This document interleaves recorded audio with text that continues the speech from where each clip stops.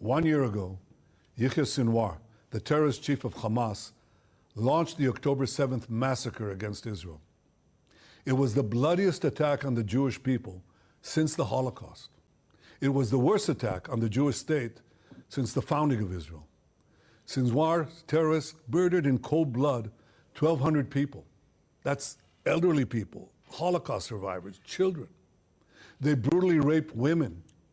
They beheaded men. They burnt babies alive. And they took some 250 men, 251 women, men, and children hostage to the dungeons of Gaza. Today, the mastermind of this day of sheer evil is no more. Yahya Sinwar is dead. He was killed in Rafah by the brave soldiers of the Israel Defense Forces. While this is not the end of the war in Gaza, it's the beginning of the end. To the people of Gaza, I have a simple message. This war can end tomorrow. It can end if... So before we go to the messages part, guys, this guy, Sinwar, who IDF just managed to kill, was the mastermind of October 7th. And this is just a continuation of Israel proving to the world that if you go after our citizens, we will end you. One way or another, we will come for you, we will find you, and we will end you. No government in the world has demonstrated its deterrence capabilities better than Israel. Every single Israeli should be grateful for having such a powerful military, such a powerful intelligence unit, and such a dedicated government to protect its citizens. I know October 7th was,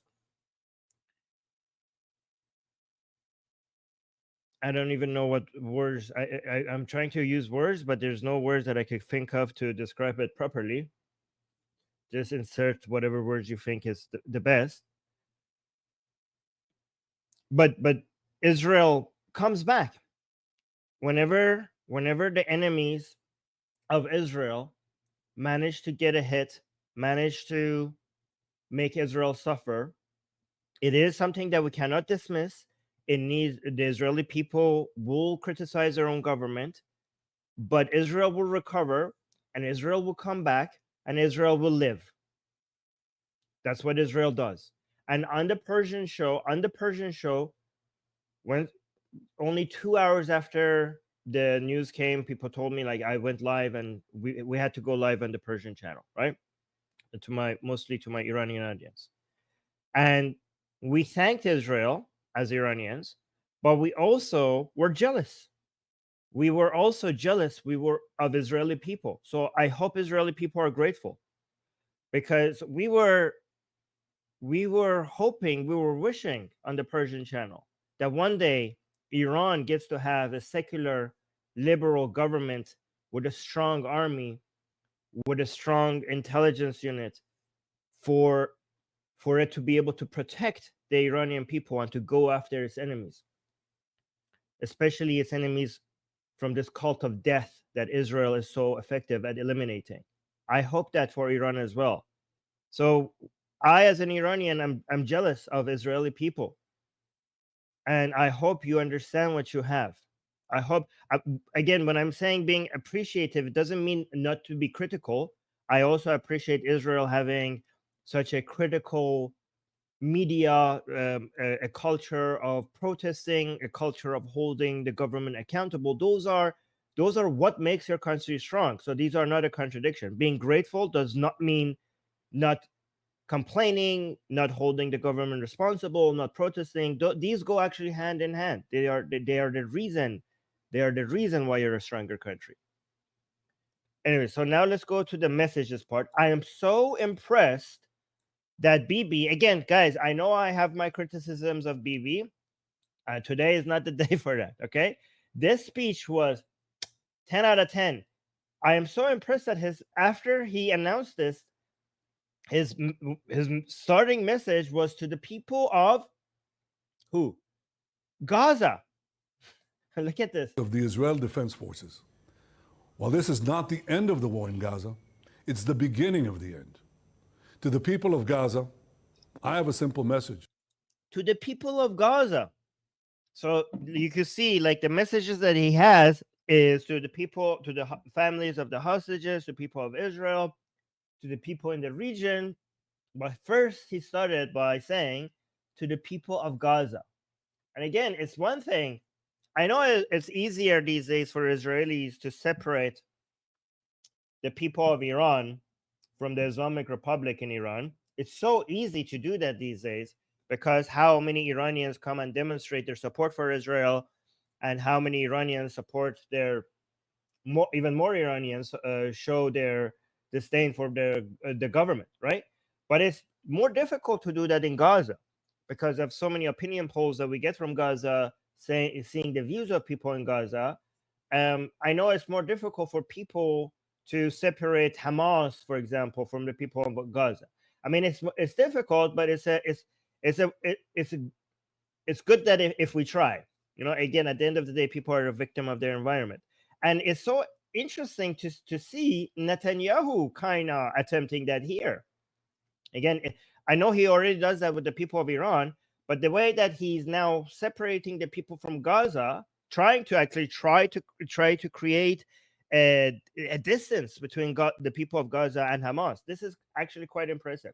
If we are successful at doing that, and I will show you some videos today that are not statistics, so I'm not saying that this is common in Gaza, but I will show you some videos today to give you some hope that the attempt it's a worthy attempt to separate the people of Gaza from Hamas. But let's see what his message is to the people of Gaza. Let's see here. The end. To the people of Gaza, I have a simple message. This war can end tomorrow. It can end if Hamas lays down its arms and returns our hostages.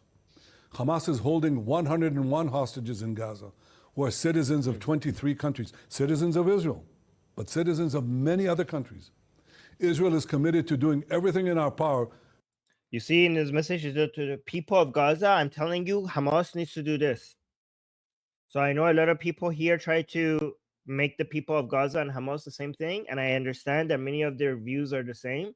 But again, if there is an end to all of this, it could only come by creating this division. And it is possible. It looks it's very distant. It looks very distant right now if you look at the opinions in Gaza right now, but it is our only hope, right? So I appreciate Netanyahu doing that here. So let's see now his second part. Everything in our power to bring all of them home. And Israel will guarantee the safety of all those who return our hostages. But to those who would harm our hostages, I have another message. Israel will hunt you down and bring you to justice. I also have a message of hope to the peoples of the region. This line made me so happy. The people of the region, right? So Israel it's not the people of Israel, it's the people of the region. Because Israel's success is not just the success of Israel. Israel's success is the success for the entire region. I mean, it's a success for the entire world. But this is very important that Netanyahu is telling everybody that Israel is doing the hard work for all of you. For all of you. The people that are causing this, lack of stability and safety, the people are the agents of chaos in this region. You guys are all watching. The Iranian people are watching, even the heads of these Arab states are watching, and they're hoping Israel is successful. They're not paying the cost for it. Israel is paying the cost for it. And they're just hoping Israel wins because they know Israel's win is their win. So it's important that Netanyahu is telling the entire region that at least back us up. You know that our win is your win. Region.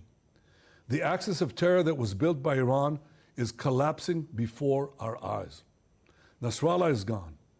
His deputy Muhsin is gone. Haniyeh is gone. Def is gone. Sinwar is gone. The reign of terror that the Iranian regime has imposed on its own people and on the peoples of Iraq, Syria, Lebanon, and Yemen, this too will come to an end. All those who seek a future of prosperity and peace in the Middle East should unite to build a better future. Together, we can push back the forces of darkness and create a future of light and hope for all of us.